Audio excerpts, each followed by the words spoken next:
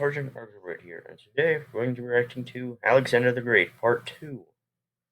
Yes, yesterday we reacted to Part 1. Anyways, yeah, epic history, so without further ado, get started. It's a pretty short episode, only 13 minutes. Oh, wait a minute, why do I still have this?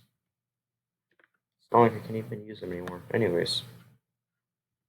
Whoa, that's loud. Yeah, who is that? They said it last time. Wait, oh, stop it. Who is Invicta? Is that a separate YouTube channel? In 334 BC, Alexander, the 21-year-old king of Macedonia, led a coalition of Greek forces against yeah, they actually are. The greatest power of the age, the Persian Empire. Oh, wow.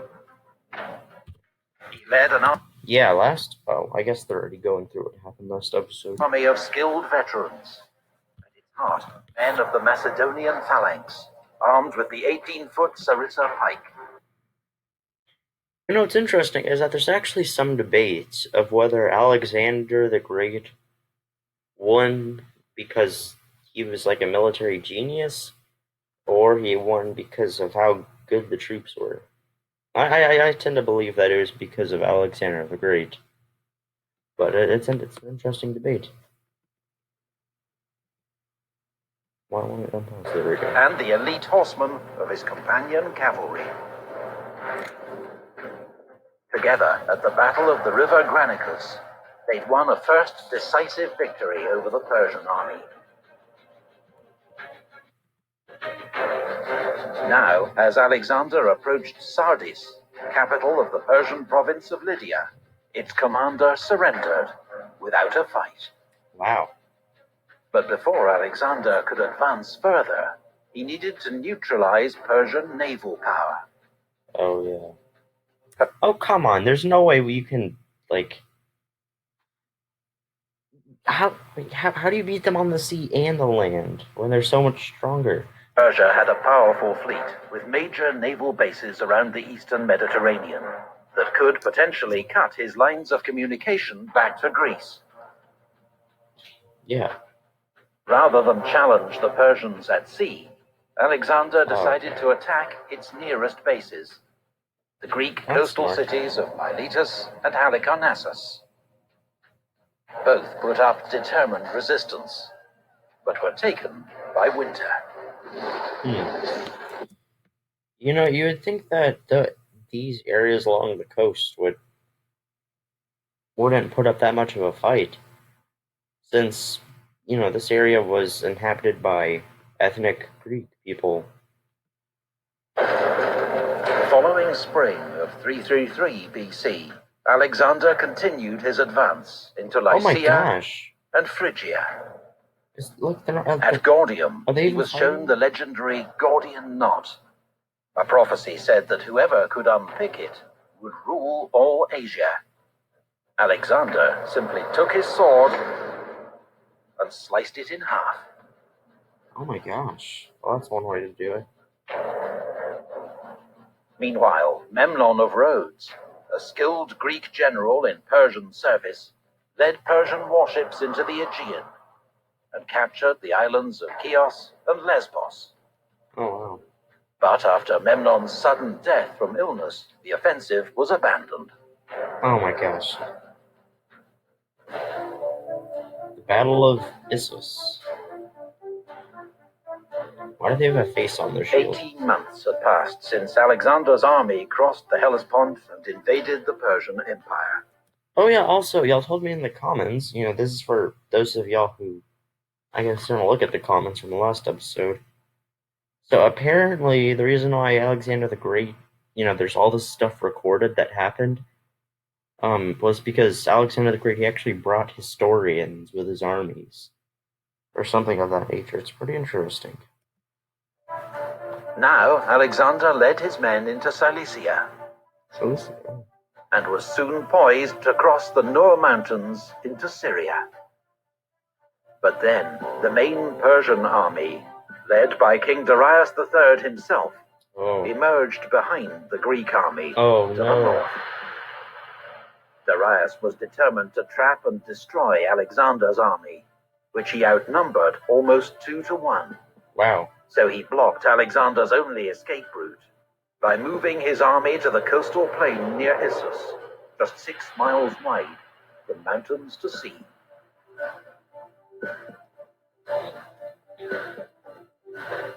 The narrow battlefield would force Alexander to fight, but it also prevented Darius exploiting his huge numerical advantage. Nice. His army, by some estimates, was up to 100,000 strong, and contained some of the finest soldiers in his vast empire, including 10,000 of his own household troops, known as the Immortal. His best cavalry were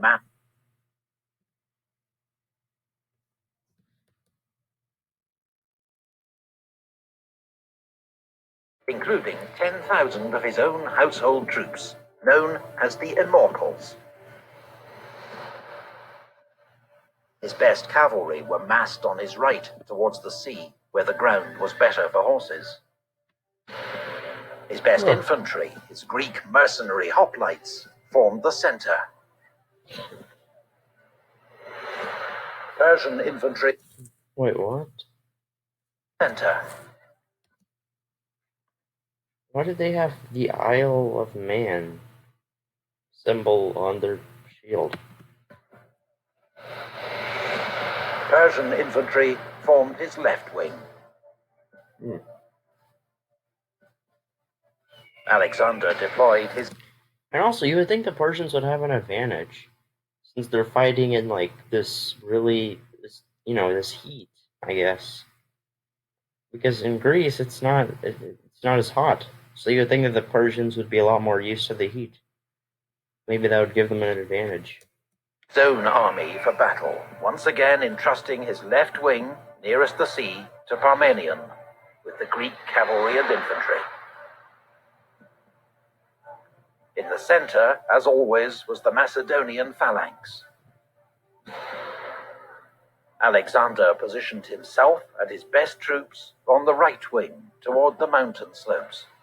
His elite Agriane javelin throwers, his archers, and behind them the hypaspists and the companion cavalry.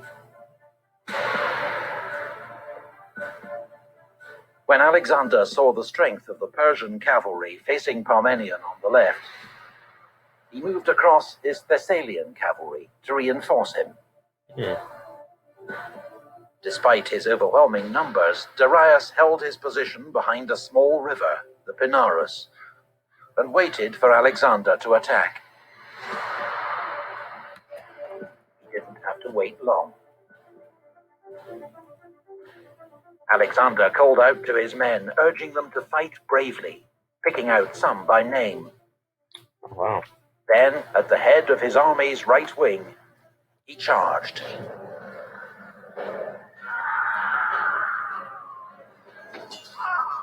Jeez.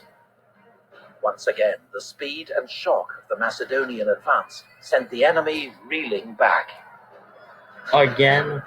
Didn't it happen last time? But in the center of the battlefield, the Macedonian phalanx was in trouble. Its effort to keep up with Alexander, its formation had become disordered. Now, in fierce fighting with Darius's Greek mercenaries, the phalanx was slowly being driven back. Oh, wow. Alexander, seeing the danger, regrouped and led the companions in a headlong charge straight at the Persian center. The Greek mercenaries, threatened on their flank, were soon in disarray, and the Macedonian phalanx was able to resume its advance. Alexander fought his way towards the great king Darius himself. Rather than face this apparently mad and fearless Macedonian king, Darius fled the battlefield in his royal chariot. Oh, come on. Why? Meanwhile, the Macedonian left wing under Parmenion was in a desperate fight against the best of the Persian cavalry. Oh, wow. Look at that. If the Persians could break through here, they could envelop Alexander's army and snatch victory from the jaws of defeat. But Parmenion and his troops fought doggedly and continued to hold the Persians at bay. As the news that Darius had fled spread among his troops. Oh, yeah, that's definitely going to be a morale killer. They abandoned the fight and tried to save themselves. Yeah.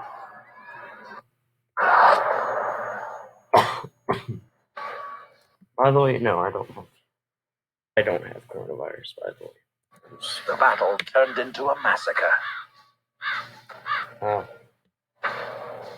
Ptolemy, one of the Macedonian commanders, told Alexander there were so many Persian dead, his men had used them to fill a deep ravine so they could cross over it. What? Jeez. That's horrible.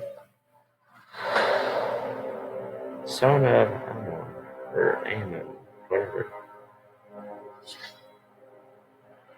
The Battle of Issus was a stunning victory for Alexander. Yeah, no kidding. And amongst the spoils of victory were Darius' wife. Wait, what? They were outnumbered twice, and they still won. What? Mother and 3 children. What? All taken alive and well treated by Alexander. That's good.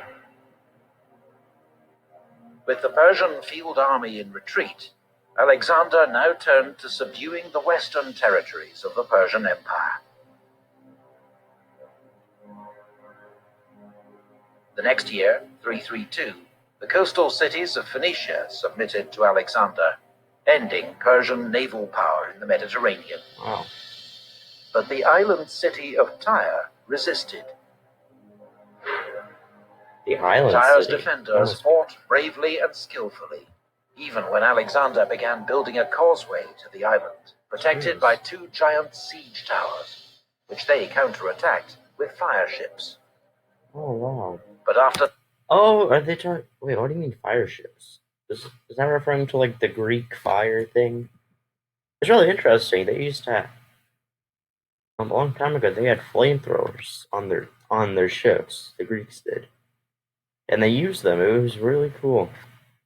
But nowadays, we don't know how they did it. For 7 months, the city walls were breached, and Tyre fell. Most of its citizens were killed or enslaved. Jeez. Gaza, too, was taken by siege. Alexander continued to Pelusium on the Nile Delta, where the Persian governor of Egypt surrendered the entire province to Alexander, along with the royal treasury. Oh my gosh. What? Wow. At Memphis, priests of this ancient land welcomed Alexander as their liberator from Persia. Oh yeah, it's crowned like pharaoh of Egypt. It's really cool. And crowned him pharaoh. Yeah. At the mouth of the Nile, he founded a new city, Alexandria.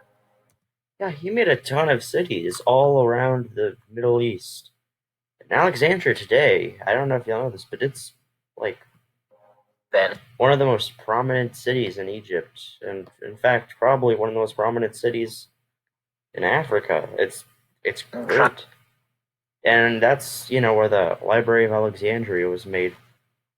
And also, there's a bunch of other cities named Alexandria, and there was even a city named after his horse somewhere like near Afghanistan and Pakistan, somewhere in that area. Really cool. Traveled to the desert oracle of Siwah, where, according to some accounts, the priests welcomed him as son of Amun, king of the gods. Jeez. Wow. Alexander returned east to Tyre, where in 331 BC he received news. Like, did they like him because he liberated Egypt or something? Of trouble back home. Despite his great victories over the Persians, many Greeks regarded Alexander as a tyrant. King Agis of Sparta, with Persian support, now launched a revolt against Macedonia. Oh no. Antipater, Alexander's commander in Greece, was already dealing with rebellion in Thrace. But he quickly marched south and met Agis in battle near the city of Megalopolis.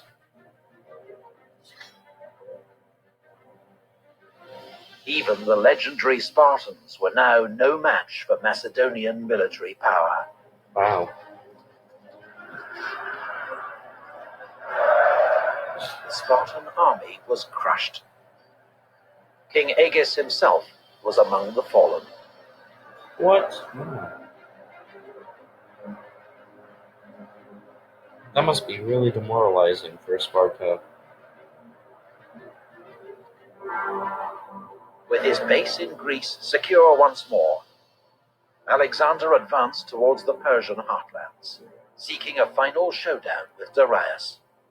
He received a letter from the Persian king offering him a fortune in gold, his daughter in marriage, and half his empire in exchange for peace. Jeez. But Alexander's stunning victories, all the oracles and acclamations, had now convinced him that his destiny was to rule the world. Oh, wow. He rejected the Persian king's offer. He rejected it? He didn't want half the empire.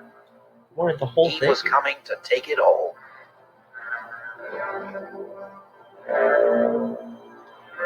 Jeez. Research and artwork. Well, there we go, everyone. That is the episode. Very interesting. Alexander the Great, Part 2. The Persians lost another battle, another crucial battle. And now they're pretty much screwed at this point. Like, it's going to be really difficult for Persia to be able to get a big enough army to counter them. Wow, he rejected his surrender. That seemed like it would have been a pretty good deal. Anyways, if you enjoyed this, make sure to, do all the stuff, share it, like it, etc. Very, very nice episode.